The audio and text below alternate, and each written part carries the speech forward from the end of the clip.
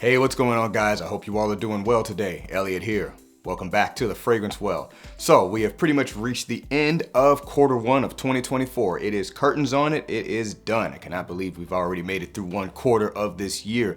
And so I figured, hey, why not share what I've acquired so far? So I basically got my 12 additions to my collection as of 2024. These are all ones I got this year thus far. This is not ranked because I can't rank stuff that I've had for 3 months versus 1 week. But yeah, I'm gonna present them to you pretty much in the order that I've gotten them. Let's go ahead and get it started. But as always, remember to like the video, please subscribe to the channel if you haven't already, and hit that bell icon, enable notifications so you can be notified when I upload new videos. Let's get into it.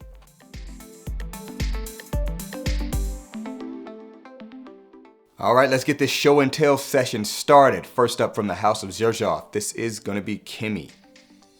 Xerjoff's Kemi. So since I've had this one since the beginning of the year, I've already talked about this a few times, so I'm not going to go into too much detail. We got 12 fragrances here, but this one here is was not a blind buy. First of all, I will mention that this was not a blind buy. I did get a sample first, and it is a sweet and animalic fragrance. Has this caramel, slightly strawberry, candied strawberry feel to, at least to my nose. But yeah, caramel, very vanillic, and then on the undertone of it, you've got really strong, somewhat funky woods. There is oud in this, there's civet, there's castoreum, so it's a little bit animalic. When you first spray it on your skin, and if you smell it up close, you're gonna get those animalic notes. They're gonna be in your face. This one is more about how it behaves in the air because it's not that strong in the air. It blends in a way that I think makes the fragrance very, very sexy. I really do love this scent. I love that contrast between the sweet and the funky, and it is balanced perfectly in my opinion. So once again, from the house of Xerjoff, this is Kemi. Next one's coming from the house of Day 3 Fragrances. This is Filosofia. Day 3 Fragrances, Filosofia. Another one that has already been featured on the channel quite a bit. Got it around the same time as Kemi, so it's pretty much the same time frame. This is the latest released from the house. This is a glorious tobacco fragrance in my opinion. It's very, very smooth, very, very cozy. A little bit of spice off the top and some warm patchouli based, like chocolatey notes. I think there's a little bit of a hazelnut note in here. So it has this coziness. I don't really experience it to be gourmand per se, but it just is very warm and inviting. And I find the tobacco to be very, very smooth, almost like a really high-end cigar, which I think was part of the motivation for this scent. So once again, from the house of Day 3 Fragrances, this is Filosofia. Next up, coming from the house of Wilhelm Parfumerie, we've got Morning Chess. Wilhelm Parfumerie Morning Chess. All right, so talked about this one pretty extensively up to this point on the channel as well because I did get it right at the beginning of the year. This was not a blind buy. I had experienced the scent some time ago in a store and then just kind of put it off to the side in terms of acquiring it. I already knew I was gonna like this fragrance, but when I kind of got more familiar with it, it blew my mind even more. Similar to Creed Aventus, mainly because of the bergamot, but it has this leather and bitter green combination coming from galbanum in the heart of this fragrance that just makes me absolutely heads over heels over this scent. Definitely one of my favorite, if not the new favorite, Creed Aventus inspired fragrances in my collection. Absolutely love this stuff. I think it's very classy. It's relatively simple. It gives you what it gives you and it does it very well. So once again, from the house of Wilhelm Parfumerie, this is Morning Chess. Moving on, we're gonna go to the house of Hermes, and this is H24 Eau de Parfum. Hermes H24 Eau de Parfum. This one also not a blind buy. Got my nose on it a while back in stores. Was definitely blown away by it. I thought this was a massive improvement over the Eau de Toilette, at least to my nose.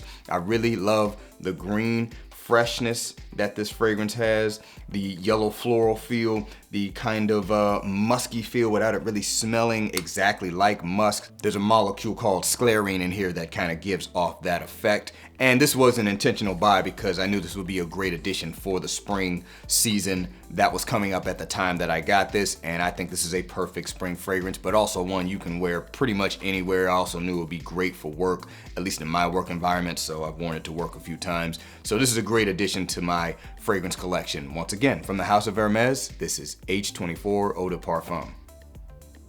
Next one is coming from the house of Diaz and Durga. This is Coriander. Dias and Durga, Coriander. So this one here was not a blind buy. My local Neiman Marcus finally got in the House of Dias and Durga in their repertoire, and so I took the chance a while back to, get my nose on all of them. And this is one of the ones that definitely gravitated towards, and I figured this would probably be the first one that I would get, and it is. Here it is. So this one was also an intentional buy because I knew this would be a great springtime fragrance for the spring season coming up. But also, I just really like this scent. Very green inspired scent, very fresh and green. It kind of smells like being in a herb garden, and in the distance there are pine trees. Really captures the essence of like smelling green trees and foliage, really in the middle of spring, really kind of when everything is blooming right off the bat, and you really have that smell of the leaves and the flowers blooming all at once, and with the earthiness to it. This also has a really nice musky base, so that kind of gives it a likability, so to speak, without it being too green. Once again, from the House of Dias and Durga, this is Coriander. All right, next one's coming from the House of Rose Parfums. We've got Isola Blu. Rose Parfums Isola Blu. So this one here was not a blind buy. I had a sample of it and fell in love with it. Knew I was gonna get this at some point. And man, let me tell you, I love the way this uses citrus, aromatics, herbs, and just kind of overall dry woods to create this super classy but like fun and uplifting citrus fragrance, man. This is amazing. This is a great, I think, office scent, and also a great vacation scent at the same time. It's very interesting how those two vibes have been combined in this fragrance and done very, very well. This one here, I think, just has a number of uses to it and a number of vibes that is just very bright and uplifting in my opinion, but also very gentlemanly and classy. Once again, from the House of Rose Parfums, this is Isola Blu. Next one's coming from the House of Goldfield and Banks, and this is gonna be Purple Suede. Goldfield and Banks Purple Suede. So my nickname for this fragrance is Blueberry Lavender. Why do I call it Blueberry Lavender? Well, this features a note of Tanzanian lavender, I hope I said that right, which is basically lavender from Australia, which has a little bit of a fruity characteristic to it compared to French lavender, which is more spicy aromatic in my opinion. Yeah, so this one has this fruitiness to it, even though there is no blueberry note in here. But the way I experience the fruitiness, it smells like candied blueberry. And then of course, Suede, there's leather accords in this, so it's basically a leather-based lavender fragrance. Has some other elements to it, but that's pretty much the bulk of what you're getting from this scent. I just find it extremely interesting, very unique. I don't have anything even close to this in my collection. I really love the way it smells. Has a little bit of a funk underneath it as well, and it's just a great representation of the lavender that would grow in Australia, which is kind of the aim of this house, and I just love the way it smells. Very unique, awesome scent, and powerful one as well. Once again, from the House of Goldfield and Banks, this is Purple Suede. All right, moving on, we got one from the House of Montclair. This is La Cordee. Montclair La Cordee. So this one is a blind buy, but I got it off a strong recommendation from Equality Fragrances. I've told that story before. Many of my viewers do watch his content as well, so you guys know. This is a wonderful tea fragrance. For me, it kind of smells like lemon tea with a little bit of peppermint in it. It's quite green. It's very uplifting, just kind of cozy and relaxing scent. Just mood altering fragrance. Tea fragrances can definitely do that if they're done really well. I think this one is done outstandingly well. It's relatively simple for what it is, but man, it just smells really, really good. And this was a very successful blind buy off of a strong recommendation of someone whose opinion I do trust. But yeah, if you want a good tea fragrance that has a little bit of a lemon leaning vibe to it and slightly this peppermint feel, even though there's no peppermint accord in this, I think this one can give you that vibe. So once again, from the House of Montclair, this is La Cordee. All right, next one's coming from the House of Amarud, and this is Silver Birch. Amarud Silver Birch. So this one for me was a blind buy, but a successful one nonetheless. With the House of Amarud, I need to just get a sample kit, but they've got a lot of fragrances. And this one, just really based off of research, no recommendations here. I just kind of did research, looked at the notes, looked at what the write-up was for it, and looked at some other people's opinions on it, and decided to go for it because I thought it would be a good spring fragrance addition. It's a perfect spring fragrance addition. Overall, what this smells like to me, it's like walking on a wooden path near a beach and you've got trees and flowers surrounding that path. That's kind of what this reminds me of. It's a little bit spicy, has a very smoky vetiver in it, kind of giving you that birch feel in my opinion. And you've got really nice florals that kind of give it that spring attitude that this fragrance has. And man, it's also a very powerful scent, which I think is synonymous with at least a lot of Amarud fragrances. I've heard other people say it, and the two I have so far are very strong fragrances. Once again, from the House of Amarud, this is Silver Birch. All right, next one's coming from the House of Savoir Faire. This is Soul Cafe. Savoir Faire, Soul Cafe. So this one was also a blind buy. Had been meaning to get a sample for it, but every time I would look, there weren't any. And they had a sale recently, so I just decided to jump on this one. Also recommended from Equality Fragrances. Kind of had an idea of what this might be like, but this fragrance is awesome. Excellent blind buy. Kind of smells like orange juice when you first spray it on. Does have blood orange in here, what I like to call dark citrus. It has that feel, just this rich citrus feel. And then overall, you got a slightly spicy, woody, ambery feel for the rest of the fragrance.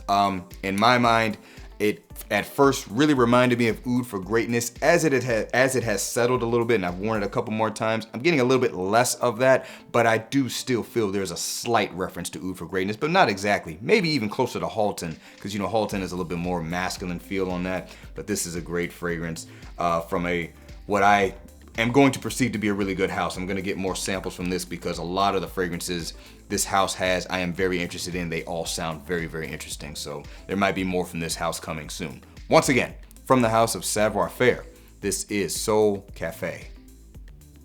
Moving on, next one's coming from the House of Zaharoff. This is Signature Rosé. Zaharoff Signature Rosé.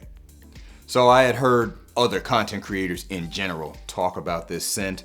What they were saying definitely intrigued me. I looked up the fragrance, it intrigued me in that way, so I knew I was gonna get it at some point, and I finally pulled the trigger on it, and man, I should have had this sooner, to be honest. I remember at one point I was saying I wanted to add more rose fragrances. This was kind of the first one I had my eye on.